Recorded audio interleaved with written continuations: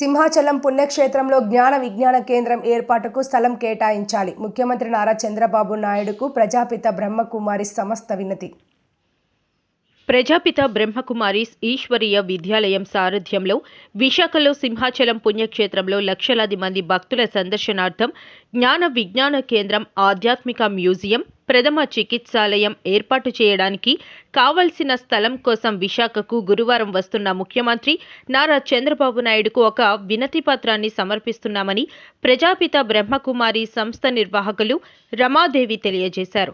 గురువారం VJF press క్లబ్లో నిర్వహించిన విలేకరుల సమావేశంలో ఆమె మాట్లాడుతూ, సింహాచలం దేవస్థానంకు వచ్చే లక్షలాది మంది భక్తులకు, విద్యార్థులకు, యువతకు సనాతన ధర్మంతో పాటు జ్ఞాన విజ్ఞాన అంశాలు తెలియజేయడానికి ఆధ్యాత్మిక సంగ్రహాలయము, భక్తుల ప్రథమ చికిత్స కోసం హాస్పిటల్ ఏర్పాటు చేయడానికి తమ ప్రజాపిత బ్రహ్మకుమారి ఈశ్వరీయ విద్యాలయం మీడియా వింగ్ సర్వీస్ ఒక ఉన్నతమైన నిర్ణయం తీసుకుని గత సెప్టెంబర్ 27న రాష్ట్ర ముఖ్యమంత్రి నారా చంద్రబాబు నాయుడుకు కలిసి వినతి పత్రం సమర్పించినట్లు తెలియజేశారు. ముఖ్యంగా స్కూల్స్, కాలేజీలు, యూనివర్సిటీలలో చదువుకుంటున్న విద్యార్థులు, యువతకు సరైన మార్గదర్శకం లేకపోవడంతో గంజాయి వంటి మత్తు పదార్థాలు, మత్తు పానీయాలు, డ్రగ్స్కు బానిసలుగా మారి తమ విలువైన జీవితాలను నాశనం చేసుకుంటున్నారని, వీరికి సమాజం పట్ల సరైన అవగాహన కల్పించడానికి ఉపయోగపడే విధంగా శారీరక, మానసిక, సామాజిక, ఆధ్యాత్మిక బోధనలు చేసే విధంగా, మంచి మార్గదర్శకం చేసే విధంగా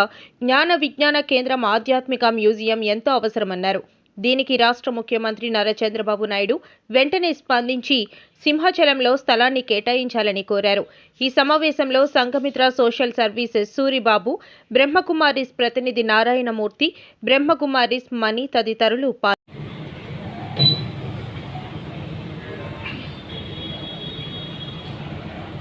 ఓం శాంతి.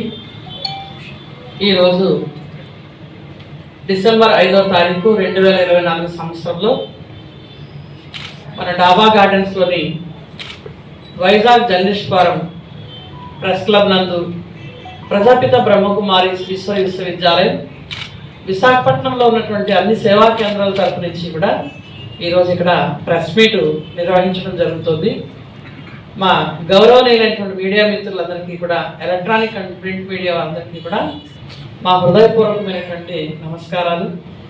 ఈరోజు విశేషంగా ఈ యొక్క ప్రెస్ మీట్ నిర్వహించడానికి గల కారణం ఏంటంటే, బ్రహ్మకుమారి ఈశ్వర విశ్వవిద్యాలయం సంస్థ వారు మన విశాఖపట్నంలోని సింహాచల పుణ్యక్షేత్రంలో, దిగువ పుణ్యక్షేత్రంలో లక్షలాది మంది భక్తుల యొక్క సందర్శనార్థం ఒక సైన్స్ అండ్ స్పిరిచువల్, జ్ఞాన విజ్ఞానంతో కూడినటువంటి అన్ని వయసుల వాళ్ళకి కూడా ఒక ఆధ్యాత్మిక సంగ్రహాలయం అనగా ఒక స్పిరిచువల్ మ్యూజియంని నిర్మించాలనేటువంటి శుభ సంకల్పం.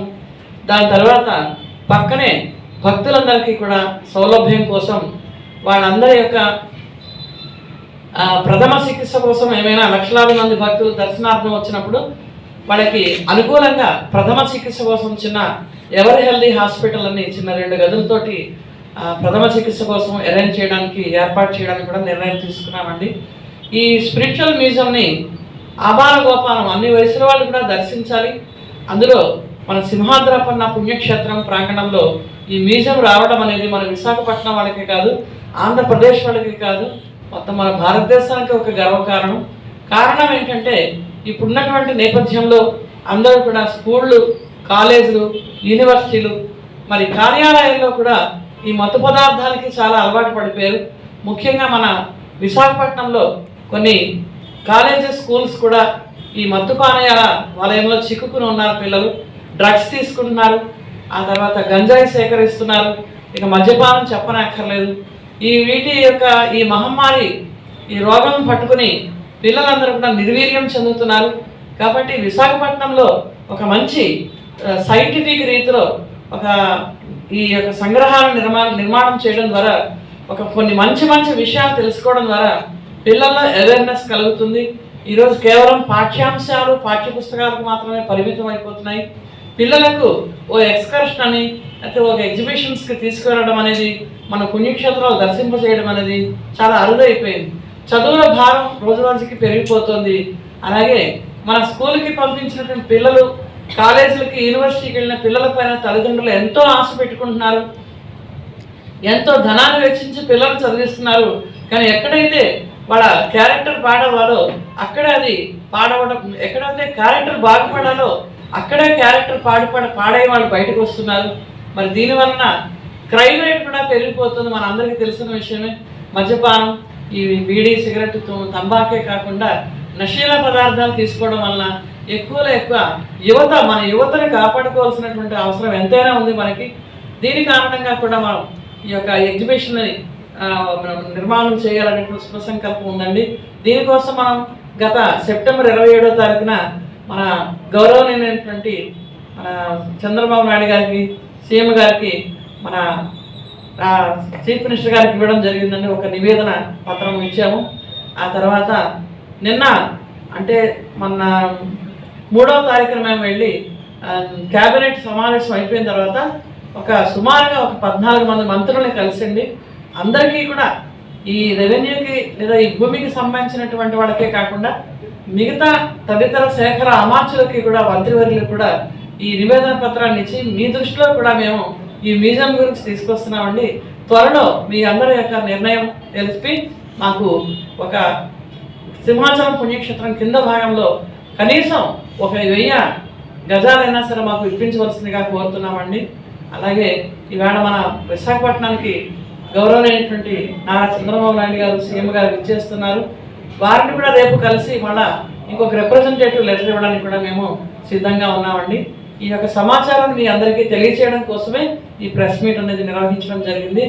ఈ యొక్క కార్యక్రమంలో పత్రికా విలేకరులు, మీ యొక్క మీడియా వాళ్ళందరూ కూడా 100% దీనికి ఎక్కువగా మద్దతు ఇచ్చి మన విశాఖపట్నంలో సింహాచల పుణ్యక్షేత్రంలో ఈ బ్రహ్మకుమారిస్ ద్వారా నిర్మించేటువంటి ఈ యొక్క ఇవ్వాలని మేము మీ అందరికీ కూడా ఆకాంక్షించాలని కోరుతూ ఉన్నానండి.